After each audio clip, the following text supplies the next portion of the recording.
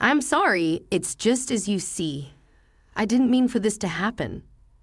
Is this true? I asked my sister. Then what? This isn't the right time for that. Lily, you have to put really first. When I noticed, I was raising my hand to both of them. I've never been so heartless. I never wanted to experience anything like this in my life. But because of my stupid husband and sister, I was left with a memory I will never forget. They will never be allowed to see the light of day. I had promised to pick up my niece Lily from preschool that day. My sister had forced me to do it again. Please pick up Lily tomorrow too. Hey, why are you always so urgent? You're a stay-at-home wife. You have plenty of time. That's not the point. I can hear my niece coughing on the other end of the line. Is Lily sick? No, she's fine. She was coughing just now. It's fine anyway. Do me a favor. Just keep her for a while. For how long? A week? I'm going abroad. What do you think you're doing? I can't. Oh, well then, I'm leaving Lily at the preschool. If no one's coming to pick her up, she'll stay there. You're a real pain in the ass, you know that. I reluctantly agreed, thinking of my niece. Then I get a call from the preschool much earlier than I was supposed to pick her up. They said they had called me, their emergency contact, because they couldn't reach my sister no matter how many times they tried. The doctor told me that my niece, who had a slight fever that day, had lost consciousness and was rushed to the hospital by ambulance. I cut the call and rushed to the hospital, but it was too late. I had been married for 6 years and I had no children. We started family planning and fertility control as soon as we got married, but we have had no luck. My sister had a baby 2 years ago, when she and her husband divorced soon after. Since then, she has been pushing me to take care of her child every chance she gets. She says it will be good practice for when I have a child in the future. I have mixed feelings about this, but my niece is cute. And I told my husband that I would take care of my niece again. I'm going to take care of my niece again tomorrow. Can I ask for your help tomorrow? Actually, I have to deal with an urgent problem at work. I have to fly there early tomorrow morning. It'll be a business trip. You okay with that? Well, I've known the client for a long time. It won't affect the contract, but I'm in charge of sales, so I'll have to fly out there myself. Okay, well, be careful. Are you gonna be okay on your own? If it's too hard, I'll go to my parents. I'll be fine. Thanks, have a safe trip. At that time, I thought I just had no luck because my niece is very attached to my husband. When I had taken care of her before, she was crying at night, and I was having a hard time with it. My husband took her in his arms and calmed her down. So, I was confident that my husband would be there if anything happened to her this time. But it's only natural to put work first. I was prepared for exhaustion, and the next day I got a call from the preschool. I rushed to the hospital and found my niece's body was full of tubes. She was unconscious. The teachers at the preschool were also very upset. The director of the preschool was very critical to me. You really are her mother's sister, right? Yes, I am. We've been trying to reach your sister, but I can't reach her. We've called her work too. They said she's on vacation. Where is your sister now? She's overseas. The director's eyes widened. So that's what happened. The director spoke quickly about today's conversation with my sister. My niece's face was flushed when she attended the preschool. When they checked the daily temperature check note, which needed to be done at home, they were blank. The preschool refused to accept the child with a blank sheet of paper. Then they took her temperature this morning. It was 37.8 degrees Celsius. The preschool cannot accept a child with a fever over 37.5 degrees Celsius. The director told my sister to take the child home. My sister said that the child's temperature was usually high, so there's no problem. She overrode the teacher's attempt to stop her and left the preschool.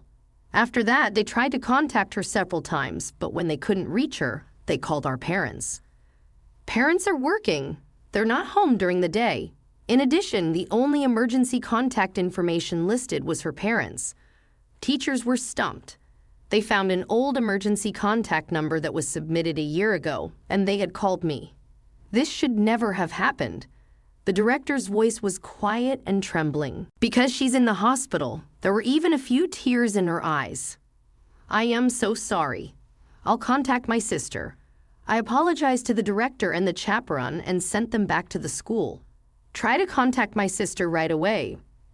But she was disconnected.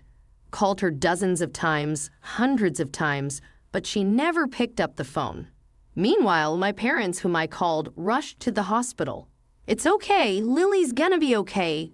That's what my mother keeps telling herself. Don't worry, we're in a hospital.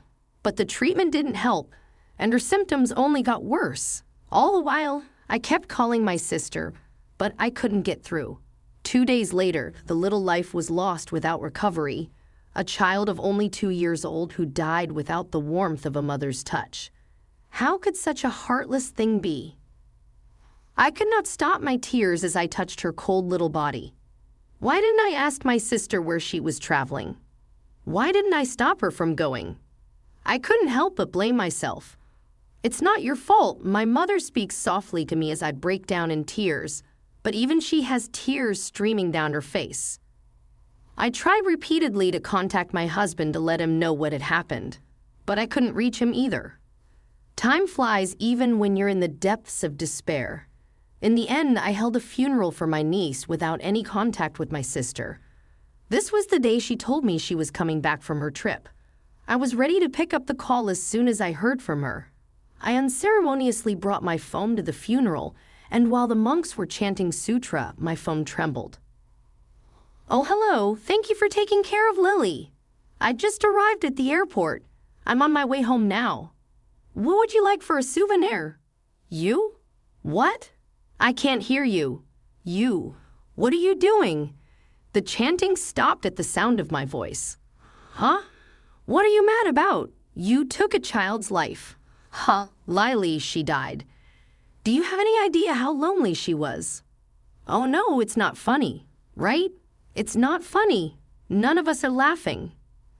I couldn't control my emotions. I exhaled several times to calm myself down. I'm in the middle of Lily's funeral, so get back here as soon as you can. I hung up the phone. I'm sorry. I apologize for stopping the chanting. The monk gently placed his hand on my head. After the funeral, as I was getting ready to leave for the crematorium, my sister arrived out of breath, and behind her, for some reason, my husband was there. No way, right? My sister broke down crying at the sight of my niece. Why? My husband stood dumbfounded behind my sister. The relatives looked at her coldly, but no one blamed her. I think it was out of consideration for Lily. I didn't speak to her or to my husband until after the cremation. I think Lily was waiting for her mother. After the cremation, we went back to my parents' house, and my sister got a lot of blame from my parents. I listened in silence until my eyes fell on their carry-on case. Why were they at the same location? What I saw was a sticker that the airline puts on the handle of the suitcases. They are both coming back from the same airport. My sister clamped her mouth and didn't say anything. Then my husband opened his mouth. I'm sorry. It's just as you see. I didn't mean it to be like this. Is this true? I asked my sister. Then what? This isn't the right time for that. Lily, you have to put Willie first. When I realized, I was raising my hand to both of them. I didn't let my anger erupt because of their infidelity. It was because I couldn't tolerate their behavior when it comes to my niece. Stop your tears. You have no right to shed tears. You got more than hundreds of calls from me. Why is it so hard to think that something could have happened to your own child? At that point, while you two are enjoying your stupid adulterous trouble, Lily suffered and died. You'll never be forgiven for your sin. You should all just die a slow, agonizing death. I'm sorry. You think this is your penance to Lily. You think you're being honest right now, but you're just as guilty. You ignored my call too. You left my niece to die, and you're responsible for it too. Go to hell. My parents didn't stop me. Don't you dare to show your face again. You're not my daughter anymore. I cannot forgive you. Get out of here. Why? Why am I the only one to be blamed? I don't consider you my family anyway. My sister left without my niece's remains. We'll discuss her divorce at a later date." He nodded in silence. He must have been wrecked with guilt.